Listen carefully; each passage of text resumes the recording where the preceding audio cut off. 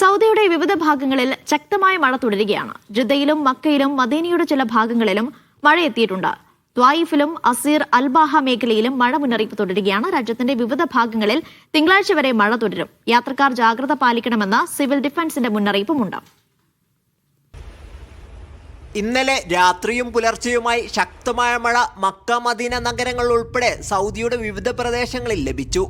Mecca മസ്ജിദുൽ ഹറാമിൽ പ്രാർത്ഥനയ്ക്കെത്തിയ വിശ്വാസികൾ മഴ നനഞ്ഞാണ് കാബയ്ക്ക് ചുറ്റും ത്വവാഫ് നിർവഹിച്ചത്. സൗദിയുടെ പടിഞ്ഞാറൻ മേഖലയിലാണ് കൂടുതൽ മഴ.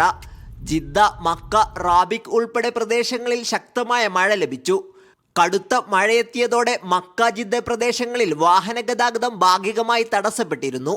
ജിദ്ദയുടെ വിവിധ പ്രദേശങ്ങളിൽ വെള്ളക്കെട്ടുകൾ രൂപപ്പെട്ടിട്ടുണ്ട്. മക്ക ഹൈറേഞ്ച് മേഖല ഉൾപ്പെടെ പ്രദേശങ്ങളിൽ ഇന്നും റെഡ് അലർട്ട് പ്രഖ്യാപിച്ചിട്ടുണ്ട്. തിങ്കളാഴ്ച വരെ മഴ തുടരുമെന്നാണ് കാലാവസ്ഥാ കേന്ദ്രം മുന്നറിയിപ്പ് നൽകുന്നത്. താഴ്ന്ന പ്രദേശങ്ങളിൽ താമസിക്കുന്നവരും യാത്ര ചെയ്യുന്നവരും ജാഗ്രത പാലിക്കണമെന്ന് സിവിൽ ഡിഫൻസിന്റെ മുന്നറിയിപ്പുമുണ്ട്. Sabith Saleem, media 1, Jeddah.